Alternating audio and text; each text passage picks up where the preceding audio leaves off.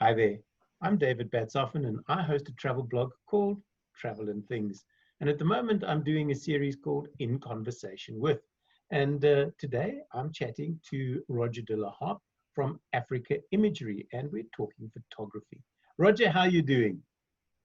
Good morning, Dave. All good, and yourself? All right, thanks.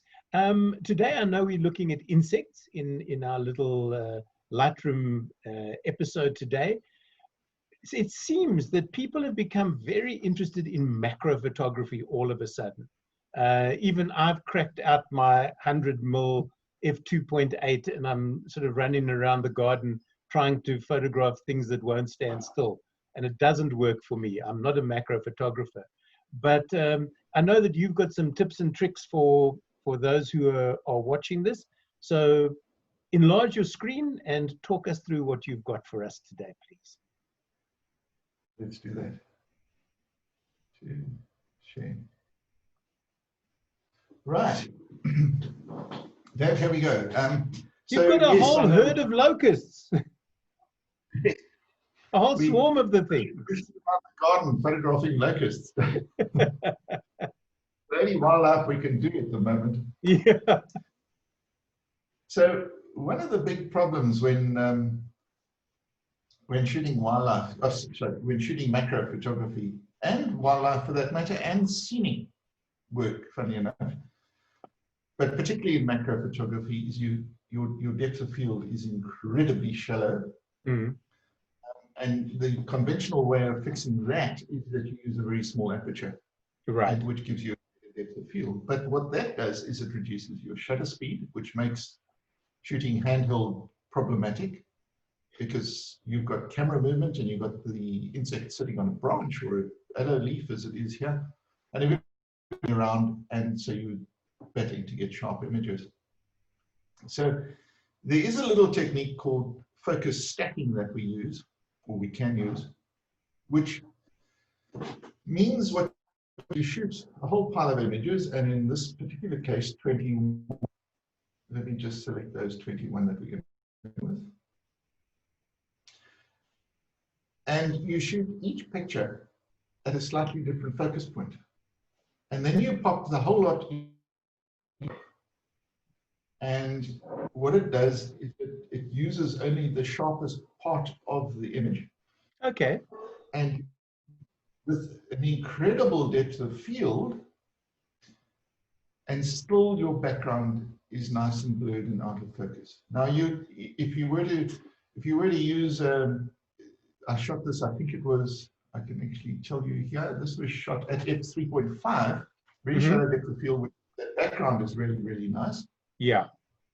But if I'd gone to f22, the background would have sharpened up, it wouldn't have been properly sharp, but it would have been a lot sharper than it is now and quite distracting. And we also get chromatic aberration creeping into the whole thing. Which is not good. It softens the image. So the trick is this. I have to say, Roger, that chromatic aberration sounds like some sort of terrorist group, because you keep saying that it creeps in. I'm worried about these guys. Are they going to pop up in a corner of an image? Yeah. Sorry, and that was the wrong choice of words. It wasn't chromatic aberration. It's diffraction. Sorry, okay. Diffraction. Old age creeps up. Not a problem.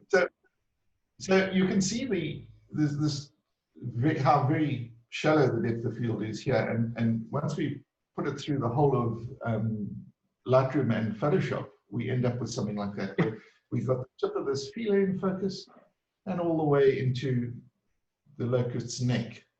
Do locusts have necks? Well, it's where the head joins the thorax, I should imagine, if we're going to be technically correct. Well, there we go. Yeah. Yeah. But now, how long did this series of, how long did this fella sit here waiting for you to do all this? He was quite chilled. But the little cameras we use, I'm using a Panasonic GH5 on this one. It's got a lovely little feature in it where it does what they call focus bracketing. Now, you know how you get automatic bracketing for exposure in the cameras, where you, now it does the same thing with focus. And you can set the number of pictures you want to do and the spacing between each picture. Now, I suppose that took a second to shoot 21 pictures. Wow. Because I mean, Well, even maybe not the I don't want three. to. I know they're not hairs on its face, but even those are in focus. Yes. I Look mean, at look this at that. detail here. The detail is beyond belief.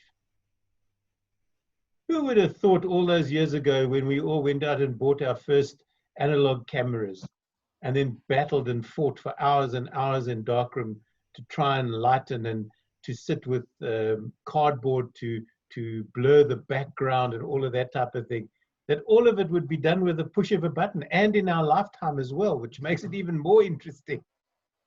Absolutely. Yes. And how long does it take to stack these photographs together, Roger? How long does the program take to do that? And we don't have to wait for it now because I've done various steps of the process. Yeah. Before we hooked up here. But to do this image probably takes 15 or 20 minutes in its entirety. Because that almost reminds me of those cooking programs where they put something in the oven and they know it's going to take 3 hours, and then they go, but here's one we made earlier. Sort of all done and dusted. It was probably the fifth time that they tried it because the first ones weren't quite right. But here it is. This is what it's meant to look like. And you've done exactly the same thing. You've gone from the tip of an antenna to a beautiful, beautiful image that would not go amiss on a wall or being entered in a photographic competition for that matter. Just as a matter of yeah, but can I just ask you that question, Roger? But if you were to do focus stacking like that, would it still be acceptable for competition purposes? You'd have to look at the rules of that image, and I don't enter many competitions. What many of them say is that you're allowed to do minor color and exposure enhancements. Yeah. Right? So we can fix the levels. We can do a little bit of a saturation increase, maybe remove a spot or two of some dust that's popped up in your image, but that's about it. So I'm not too sure about focus stacking, but you would have to check the rules of so take us take us through this process then. All right. So the first thing we do is we have to select our entire series of images that we're going to work on. And here, I'm going to just deselect the one we've already worked on. We're going to go through to the develop module. And I'm going to reset this image and sync it with everything, with all of them. Now, unlike in other instances where we're working only in Lightroom, we need to get this, because we're going out of Lightroom into Photoshop, we're not going to be able to work on a raw image in Photoshop. We have to work on, in this case, a TIFF file, because Photoshop itself doesn't work with raw images. It only works with TIFFs and JPEGs, actual image files. Okay. So before we even get to Lightroom, we need to fix this image up and get it looking as good as we can get. And I'm actually going to pick one where we've got the face a little bit more in focus. No, like this one. And I'm going to hit this auto button here on the right-hand side. And that gets this picture looking pretty reasonable. Now, we're also going to enable profile corrections, chromatic aberration, and I'm going to put in a little bit of noise reduction here. And I'm going to now just adjust the masking of the sharpening that we're going to be doing, because we don't want to sharpen these areas, Dave, in the back here. Yeah. Because if we do try and sharpen them, there's nothing there to sharpen, and all Lightroom will do is start to sharpen any noise that's there. We want to sharpen these areas. So if you hold down your Alt key and drag this masking slider to the right, only the white areas on the screen that you see will be masked. Sorry, will be sharpened, and in this case, all of it. So as we drag to the right, so you will see the black areas coming through, and areas won't be sharpened at all. And there we go. Right? So only the locus now will be sharpened.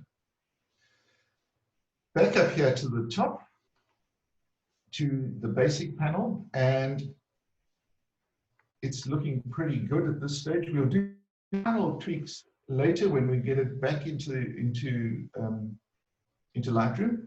But I'm just going to check the blacks, and I'm going to drag this to the left, and there you can see the black pixels starting to clip. Right. I'm going to until they start to disappear, and I'm going to do the same thing with the whites. And you keep dragging, there it is. And again, when you get this back, just make sure that we've got, quite often your yellows tend to burn out a little bit, even though it doesn't show up in those pixel warnings. Yeah. So Dave, this is about where I'm going to leave this at this stage. I'm going to sync now this with synchronize all the other pictures. So now they're all the same. We're now going to right click one of these images, and we're going to go to edit in, and it says open in layers in Photoshop. Okay. I'm not going to do that because the cake half baked here, Dave. Yeah. Right, and here on the right-hand side, on the layers palette here, you can see the layers. They're all of the layers in this. Let me just drag this up so you can see everything. There we go. So they're all the various layers, each one on top of the other one, if you know what I mean. So they've opened up with all these layers. And I then went up to, at the top here, to edit and auto-align layer.